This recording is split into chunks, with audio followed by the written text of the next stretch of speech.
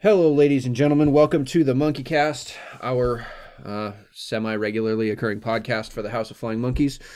I am Aaron Holbrook, I am Max Brandeis. and with us is the ever-fabulous Brian. I can never pronounce your last name right, Brian. It's all right. Most people can't. Miri. Don't ask him how to spell it, because then it won't make any sense. So today, we're going to cover some convention stuff, because we are in the beginning of convention season. We're going to cover a games review. We're going to do a little bit as far as upcoming tournaments. And then we're going to cover some movie stuff because, what nerd doesn't like movies? The Nazi kind. And they're not important. Why don't we start out with the fiasco that was registering for PAX this year. Penny Arcade Expo tickets went on sale 11 o'clock on Wednesday? On Wednesday, the 17th of April. Roughly 40 minutes later, 4-day badges were sold out. And the rest of us that weren't right on top of it had to wait, I was in that queue for 2 hours. They said the average wait time was 2.5 hours. Interestingly enough, I got into the queue at about 11:15, 11:20, which meant I was in the queue, and 2.5 hours later, I got in when there were 4-day passes. And then it still took me 2.5 hours and they were gone. Luckily, my friends and I were able to pull 8 total badges for each day. So 8 people can go all 4 days. And that was a pain. Yeah, and I was talking online with a couple of friends of mine that were also in the queue. And I think the biggest complaint that anybody had was they didn't know where they were in the queue. Yeah, I would have really liked to have had a number. There are 2,000 people in front of you, or 500 people, and it counting down roughly so I had a rough idea. Because I was sitting in a movie trying to watch it and watch my queue at the same time, which I can honestly say I don't remember much of anything about that movie. And I just wanted to get up from the computer and go to the bathroom. But, I was afraid because they were PAX badges and I really want to go. For those of you that don't know what Penny Arcade Expo is, it is the annual Seattle convention. Normally happens right around Labor Day weekend. This year it is Labor Day weekend. They've extended it to go from Friday the 30th of August until Monday the 2nd of September. So 4 days of one of the biggest conventions in the country, really. It sells out just about every year. This year sold out in 12 hours or 11 hours. Yeah, all badges in under 11 hours. Last year, it took 12 hours for 3-day passes and 36 hours for individual day passes. During this convention, you see some of the biggest names in every type of gaming, whether it's video games, role-playing, card games, miniature games, whatever. Not only do you see the people that are behind the scenes in the games, but you see what's going to be coming. It was at PAX last year that they were doing demos for things like Assassin's Creed 3, I believe. The new XCOM game was there. Mm-hmm. Alien, the new Colonial Marines game was there. PAX has turned into a much more video game heavy expo than standard role-playing games and tabletop. In the main expo hall, it's mostly video games now, not so much the board games. You go to the lower levels and not in the main big areas or big showrooms as much. Well, and a part of that is that they've developed what used to be called the Annex, and now it's some other weird name that the convention center has come up for it. But they've developed that so that it's not bare concrete and exposed piping. It's actually got some carpet down, and it looks like a few good rooms, so they're able to use those. You also get panels from everybody, including the guys at Penny Arcade. Will Wheaton is a staple at that convention with everything that he's done for gaming and for nerds in general. We will usually see a handful of celebrity guests from movies and TV, but for the most part, it's gaming. I was going to go, you don't see as many guests at that convention as you would Emerald City. Right. The guest list at PAX, I've noticed in more recent years, is a lot more game developers. Usually they'll bring in some people from Panzio or Wizards who will talk about talk about their experiences gaming and game mastering. Mm-hmm. There's a lot of that. In recent years, I haven't seen nearly, Will Wheaton is the only guest star other than the musical ones. Right. That you really see give panels or any of that. Right. And you usually see, as far as the musicians, because they have the Friday and Saturday night concerts, Jonathan Colton's there almost every year, Paul and Storm. I'm trying to remember who else, because my brain is totally The Proto blanking. Men have been there. Proto Men have been there pretty much every year. It's just a good time for 4 days. You leave feeling completely exhausted. Putting it in comparison for those of you that went to Emerald City, Emerald City's Saturday, which was a fairly busy day during that convention, still felt like PAX's Sunday, or usually the last day of PAX. Emerald City said that this year they had a body count of 64,000 people that came through in those 3 days, and that's usually about the same as from what PAX has said, 65 to 75,000 if I'm remembering my numbers right. This year, with it being 4 days, they're going to see even more people. Do you think they'll add a concert on Sunday night since they now have... I'm hoping so. There's no guest list out for it yet, so we don't know who's going to be there for sure. They don't have a schedule out yet. Well, they still got, quite a few months. Yeah, they still have until September. Like I said, or till September. It's the end of August. So we're talking 5 months, 5.5 months until it comes out. They've got a lot of time to build that guest list. But I think it speaks to the expo that without a guest list, they can sell out of 4-day badges in 40 minutes. Shows a lot for that popularity. If you hear of somebody that is getting rid of their badge and you're thinking about going, jump on it. It's a good time to be had by everybody. Just bring extra caffeine and try and find some place to stay. Hotels were gone pretty much about that same time as far as the on-peak reservations. Luckily, I was able to jump on to, we'll avoid the name. No. I'm going to avoid saying the name. We're just saying that one of the discount travel websites, and was able to secure a hotel for just a little bit more than what the event block was costing.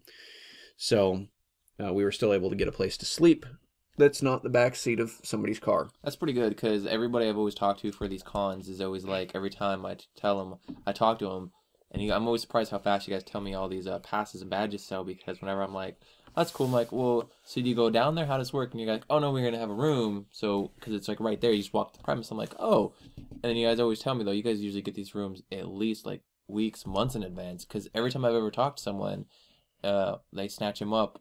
I think actually very rarely have I ever had someone be like in the actual vicinity. Like, I've talked to people who even had to book out hotels like a couple of miles away, and they'll tell me they're like still trying to just drive there, and that's because they're coming from even further. And so the popularity demand on these is just insane. Yeah, well, and I was the first year that we went, that we were going all the days, we didn't get a hotel in advance, and we ended up driving all the way up to Linwood. We drove about 15 miles outside of downtown Seattle just to find a room, and it was at some rinky-dink roadside hotel, but at that point we didn't care. We just wanted to sleep. I was going to say, having a hotel room, because I grew up just outside downtown Seattle. It's about a 10-15 minute drive, but parking costs a lot of money, and PAX goes late, goes till 2 a.m. So it's nice having a room a block or two away. You can go there for little breaks in between, drop your stuff off. If you're cosplay, change costumes and all that. Mm-hmm. It just makes life that much easier. That's what I really liked, was what you always told me was I thought was genius, was because of the reason it runs so late, and plus you're getting up, so early. And the whole time you're pretty much there all day. It's like, hitting up like any kind of like, it's like a theme park or any like other super major convention.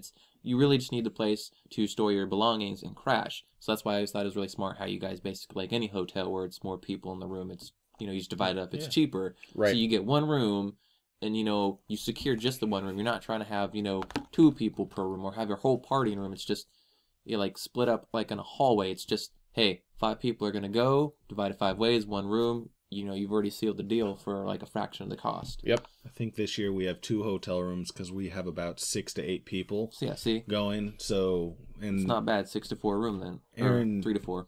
Aaron was saying they were cracking down on limiting you to 4 people per room, so you split the room 4 ways. But still, we were very lucky to get only 3 blocks away. Yeah. We managed to get a hotel that's just a couple of blocks away, which will be really nice, without any major hills to walk up. which means it, definitely when your swag bag gets full and you want to go back to the room and unload and then come back again, it makes a nice quick trip. Swag bag. Yeah, free stuff is free stuff, man. Or if you buy stuff. Yeah, exactly. Is that like the promo? Yeah. Mhm. See, I don't know. That's I just love the fact it's called a swag bag. Right. I was Right. like, is that like your bag full of cool stuff? I don't know. Keeping it still close to home, coming up soon, we've got Crypticon, which is a Seattle convention that focuses mostly on horror. It still has a lot of, movie people and industry people. This year at Crypticon, they are going to be having, I've got my list here. Dun, dun, dun. They're going to have, because they do have a guest list out, they have Cassandra Peterson, which everybody knows as Elvira. She is the only Elvira that there has been and probably, hopefully ever will be. Tyler Mane is going to be there, who was a WCW wrestler before he broke into movies. Started out as Sabretooth in the first X-Men movie. Became Michael Myers in the most recent 2 installments of the Halloween series. Lou Temple and Vincent Ward, both from The Walking Dead. Lou Temple is Axel, Vincent Ward is T-Dog. They're both going to be there signing autographs. Tom Savini, who is one of the biggest makeup effects guys that has really ever been in Hollywood. He's done makeup effects starting back with the original Dawn of the Dead, or right in that time frame, and has been in pretty much most of the movies that he's done makeup for. Yeah, like anything. And always is the nice, ridiculous role. People remember him from Dusk Till Dawn. He was the makeup effects guy, but he was also Sex Machine in that movie with his wonderful waist-mounted pistol. Nicholas Brendan, who played Xander on the Buffy series, is going to be there doing autographs, and Fred the Hammer Williamson, also from Dusk Till Dawn. He was the very large African-American gentleman with a cigar that managed to survive the initial wave and eventually was killed by Sex Machine. Or bitten, I guess is a better way to put that. Crypticon happens May 24th, 25th, and 26th. A weekend pass for adults is going to run $60, or you're looking at $30 a piece per day at the door, and that is at crypticon.org. Then in the same Pacific Northwest area, we've got Rose City Comic Con, which is going to be coming up in late September. It's going to be September 21st and 22nd. It's a 2-day convention. $30 for the weekend badge if you buy it in advance. If you buy it by single days, you're going to be paying $35. $20 for Saturday, $15 for Sunday. Those are available now at rosecitycomiccon.com. As we branch out from... there's one more in the Northwest that we've got, and that's KomoriCon, which is the next anime-focused convention. That'll be Labor Day weekend as well. Starts Saturday, August 31st. Go to Monday, September 2nd. If you reserve your badges before the 15th of August, it's going to be $40 for a weekend badge. Keeping it on the West Coast, San Diego Comic-Con is a big one every year. It has been for decades. This is the convention.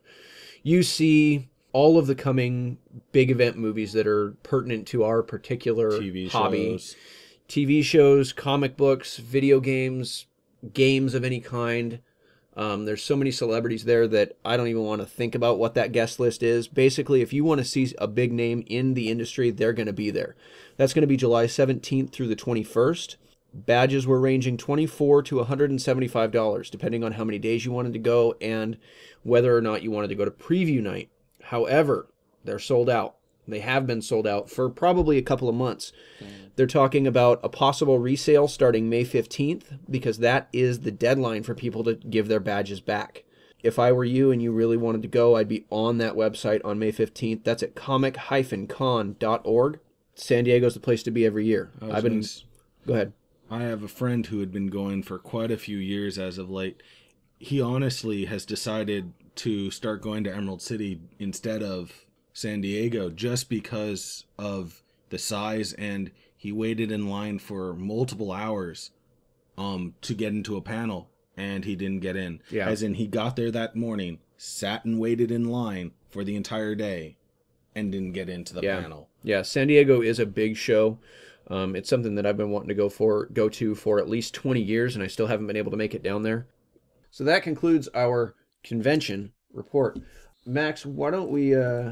Max is going to talk a little bit about Star Wars X-Wing miniatures and the new game that is out for all of us Star Wars I don't want to say fiends because that gives the wrong impression. Let's just say enthusiasts. X-Wing, the miniatures game, came out 7 months ago. I bought the starter pack at PAX last year, and that was early release, or right when it was released. I thought of it as a pretty good game. It's very similar to Wings of War, I believe, which is a World War II game where you fly with World War An aerial combat game. Yeah, aerial combat game. In the starter box, you got 1 X-Wing, 2 TIE fighters, enough cards to change up the battle and allow you to have a lot of customization in that sense. It's a pretty fun game. You can play it anywhere from 2 people, one person controlling one side, one person controlling the other, to, I would say, as many figures and many people as you have, each person controlling 1 fighter or 2. So I like that. It's not one of the games that limits you to 2 to 4, 2 to 6. You could probably play with up to 30 people. Each turn might take a while, but it's definitely possible. One of the things I thought of that would be really fun is to do scenarios like Death Star runs or huge space combats with like 6 or 7 people, each person controlling a squadron and just setting up objectives, because the game just opens itself up to being able to do that, much like any miniature game. They just released Slave One, the Falcon, the A-Wing, and the TIE Interceptor to add to your fleets. When it came out, originally the TIE Fighter, X-Wing, Y-Wing, and TIE Advance expansion packs were released. Okay. And then recently it's been the Slave One, Falcon, Interceptor, and A-Wing. I haven't had a chance to pick up any of the 4 new ones, but I do own all of the others. And they definitely are unique. A Y-Wing doesn't work at all like an X-Wing. They definitely have a purpose. So I'm real excited to see how the TIE Interceptor and A-Wing work, because they are a faster fighter in canon, so I'd like to see how they work that in. And honestly, I just want to own Slave One and the Falcon just for fun. Who doesn't? Right. That one is put out by Fantasy Flight Games. That starter pack runs you about $35 or so. Anything that you would say, Max, that one has got going against it? Not anything to do with the game. Some of the rules, I would like to see some errata on the rules about collisions with asteroids or other fighters, because when you're thinking about it, when you look at the game, you're playing in a 2-dimensional surface, but realistically, fighters can work on a 3-dimensional surface, and it doesn't really take into account that. At least we didn't notice it or read those rules when we first played it at PAX last year. So I know some of us were frustrated because collisions caused our fighter to lose its entire turn while it corrected itself, whereas we thought, well, couldn't the fighter just turn on its wing and fly at an angle and completely miss said asteroid or other fighter? Well, that makes sense. You would think that in 3-dimensional space, you should be able to move your fighter in a 3-dimensional way. But again, it is simulating in only 2 dimensions, really, because it doesn't have a height meter. So, Right. So, are you saying the game is built to be a 2-dimensional play, but you'd like to see it in a 3-dimensional way? No, not necessarily. I just like a more refined rule on collisions and how they work, and if there was a way to avoid them. Because if you clip just a little bit, you'd think in a fighter you'd be able to turn it. Yeah. But in how the rules originally read, or how we read them, because if you can't... clipped a little bit, it automatically counted as your whole ship was collided. Maybe you can errata that with house rules, but in the rules, and some of my friends are rules lawyers and are all uptight, these are the rules, this is how it has to be played. It's very hard to find I gotcha. that middle ground for the 2 types of people. But I definitely say it's worth buying. Okay, so another thing that we want to cover is the tournaments that are coming up. And a lot of people, you've got sanctioned Magic events that happen weekly in your area. Check out your local stores. Toss them some support. If you play Magic and you want to play with other people and get some good prizes, even if it's just the Friday Night Magic foiled cards, check out your local stores and give them that support. As far as the big ones go, it looks like they just wrapped up a Grand Prix in Strasbourg, which I'm assuming is Germany. I could be wrong there. There is a Grand Prix coming up here in the Northwest in Portland, May 11th and 12th. The Grand Prix Portland is going to be in the modern format, which is everything from 8th edition and Mirrodin forward. There will be a Pro Tour Dragon's Maze in San Diego in May 17th through 19th. Some international Grand Prix going on, and then June there's going to be one in Providence, Rhode Island, and Houston, Texas. These are the big ones. Again, check it out. In your local area is your best place to find the smaller tournaments. If you really want to hit those the big tournaments, go for it. Go have some fun. Check out your local stores here in Tacoma. There is Exalted Games that gives out really great tournaments Fridays, Saturdays, and I believe they do Sundays as well. And you can find them either on Facebook or on their normal website. Just put Exalted Games Tacoma into your search engine and you'll be able to hunt them down. Okay, let's go ahead and do an update on our fabulous Indiegogo campaign, because I think that deserves a little bit of attention. That is the purpose of us doing this, is to spread the attention to that. So I am going to pull up that site. Okay, and we are 30 days into our campaign on Indiegogo.com. We've raised $715 out of our $50,000 goal. Now, as those of you that have visited that site know by watching the fabulous video, except for the goofy-looking guy that we got on it, this $50,000 is going to allow us to take a lot of the beginning steps and really add to our balance sheet to bring this store about. We're planning a gaming store that is not a store that's been done at this level or to this extent anywhere in Washington that I know of. There are a few places that hit on a couple of the aspects that we want to do, but no place that does everything all at once on the scale that we want. We definitely need all the help we can get on this one. It is a campaign that is not just for us. We're not trying to put this store in there just so that we've got a cool place to hang out.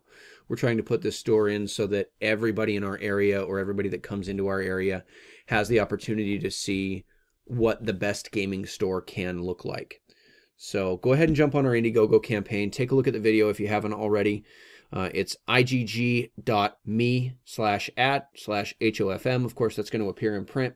Jump on our Facebook page, which will also appear right about here if I've done my editing right. And pass it around. Share it with your friends. Tell them if you know us personally or if you were in our old store, please spread the word. We can use every bit of help that we can get. We're only about 1.5% of the way towards our goal. We should be coming out with our second video hopefully soon, depending on when this podcast hit. We should be filming it this coming week. Yeah, we're expecting to film that next commercial this coming week, the 23rd and forward. 23rd, sometime after that is when we're going to be filming. I hope to have that finished and edited and done and ready to post before the end of May, or before the end of April, because we're in April, we're not in May. We should hopefully have that done by 75 days left in the campaign so that we can give you guys some new stuff to watch, because it's going to be fun and it's going to be funny is what we're shooting for. We'll see. I wrote it. I've got a pretty good opinion of it, but who knows? I sometimes am slightly delusional when it comes to what's funny, I'm told. Probably by yourself, and I know how it's a little bit shaky. Nobody else talks to me, really. I mean, I sit alone at home a lot. Sometimes. And cry in the dark. I believe you. One last little bit that we want to cover is some of the movies that we're going to be seeing this summer and in the next year or so, hopefully, that are going to be awesome. Some of the stuff that we're looking forward to. I'm going to go to Max for the list. The first big one that's coming out soon that I'm pretty sure all three of us are looking forward to, at least I know I am, is Star Trek Into the Darkness. Definitely. It looks awesome. I'm really looking forward to it. I know I will end up seeing it opening weekend with my Tacoma gaming group, and it just looks amazing. Then there's the new Marvel movies, Iron Man 3, Thor 2, Captain America 2. Those all look like they're moving forward. Iron Man 3 looks really, really good and something I want to see this summer as well. Now, I'm really glad they're bringing the Mandarin into it. And I think that with Sir Ben Kingsley, they really picked a really top-level actor to play the bad guy. Not that they've done a poor job in the past. No. They've done a great job with all of the Marvel movies as of late. Pain and Gain, another movie that movie looks so good.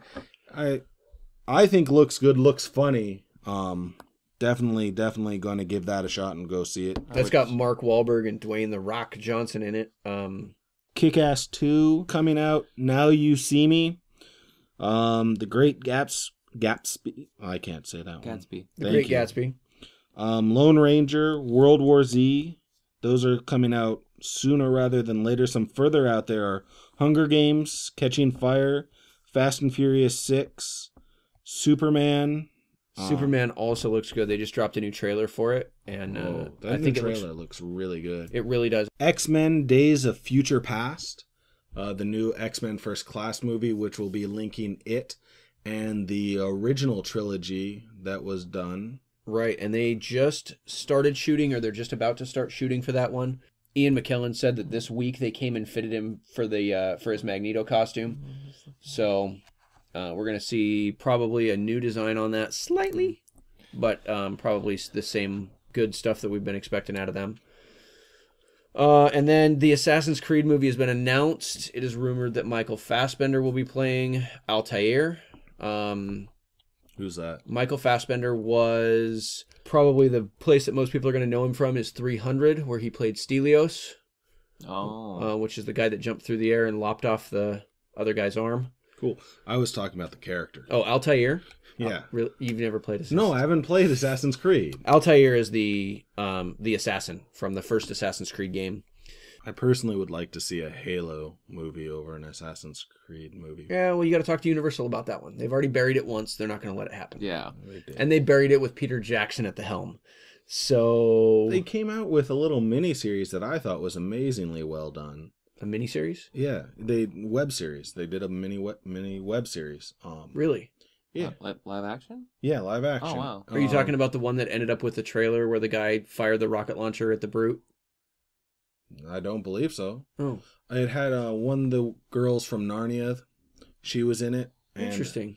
It was really well done. You don't see that much of the Covenant in it, but they're there towards the end, and it sort of actually led into Halo 4, I believe, the most recent Halo. Okay.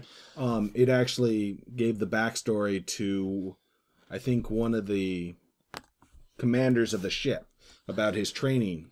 Well, we'd have to see how well that would, like you said, you have to talk to the company, because that's, like, one of, obviously, probably, like, the most arguably biggest game franchises out that everybody launches on all the time. So to get some backing on that, let alone make it good, that's definitely a chance in time. Like, I was just saying, they've done it once in a little web mini-series that was well-produced. I would just hope they would continue and do something else with it. Maybe, but a web series compared to a movie, going from increments to, like, just trying to compact a plot, because obviously series added up to about an hour and a half, which is about the average movie. Was it just the characters, or did they at least do an introduction of the characters and stuff? Yeah, it was a full story. It was, once you put it all together, it was a movie. I mean, like, could you watch it without knowing? So what Max is talking about is a series called Forward Unto Dawn that was put out by Microsoft. This was just put out on Machinima's, however you pronounce it, YouTube channel at the beginning of October 2012. This article that I'm looking at was written November 20th. So that's just under 2 months. It netted 26 million views. And it was supposed to tie into Halo 4. This came after Universal scrapped the Halo movie by several years. Right. So, however, Universal still owns the movie rights to it, which is why Microsoft did a live-action miniseries. But I'm just saying, with that, it proved that you could do it well. And Exactly. Because we know there's a long list of video game movies. Yeah, well, and the argument that Universal would make there is just because it's a hit on YouTube doesn't mean people are going to pay $9 to see it in the theater. I'd also look at the sales that it's done when it was released on DVD. Did they release it on DVD as well? They have released it on DVD because I have purchased it on iTunes. So I do own it. You could watch it if you so chose off the Apple TV. I'm just looking forward to some of those movies. Who wouldn't be looking forward to it? What's really interesting is actually the Great Gatsby. The reason I think that'll be really good is because it's not, they're trying to keep it as faithful, the adaptation, but it was produced and directed by Baz Luhrmann, the guy who did Moulin Rouge, and so like they actually have stated officially that. You mean Baz Luhrmann? Baz Luhrmann. It's this whatever. Yeah, that dude. So it's not the same thing. One's his name, and the other one isn't. Whatever. Sorry, it's the chloroform from the pillow when you kidnap me. Oh, okay. No, but they declared that they're trying to make an adaptation of the book, but they are obviously going to derive from it because it's his version, and they were trying to make it a sort of larger than life surreal adaptation, is what they were I calling need it. to go get my copy of that So book. yeah, so that was one thing though that actually made me really interested, was that they're outright being like, it's gonna be the plot, but it's also gonna be really over the top and crazy and different. Like, so I was very interested in that. I thought that was pretty sweet. You can I also think it looks good. it does. It looks good. I also like Leonardo DiCaprio. I've liked him in almost everything he's done after Titanic. I didn't like Titanic. Stuff Yeah, but he before was- Titanic was good. Okay, so I think that's going to just about wrap it up. That hits the bottom of our list. As usual, if there's something that you want us to talk about that is, listener appropriate, go ahead and toss us a message on our Facebook page, which is, again, appearing on the screen right about now, because I'm that good at editing. I would also point out, if this eventually goes on YouTube, Mm-hmm. you won't It is have- going on YouTube.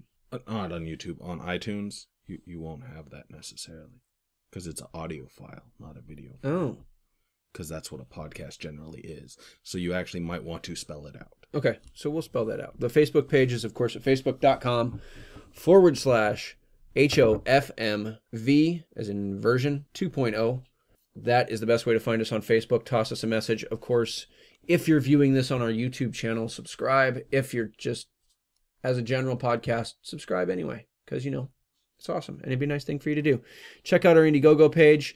Share it, like it, donate, help us out. We're working hard to make this happen, and we just need some help. So That's true. The reason I would really back up Hotham, House of Flying Monkeys, is because I was there in first incarnation. But I like the fact that, like, I guess the tagline for you guys, I always felt, was how I tell everybody, was when I promoted the page, was that all other card shops would thrive off of building money, whereas Monkeys I always felt had a business based off of making a community. That is actually what we aimed for. that's Yeah. what we try for. That was one thing that's always set apart every other shop I've ever gone to. And that's something we did strive for. I know it was one of the major things Aaron wanted to ensure was always part of our store. Mm-hmm. So weird hearing you guys talk about me like that. Is this what happens when I'm not here? You guys just sit around and make me feel weird from afar? Or we throw darts at your face. But Wait, I mean, why do you feel weird? I don't know. It's weird when somebody, says nice things about you and you're in the Oh. room. Honestly, I actually do talk about you like that when you're, yeah.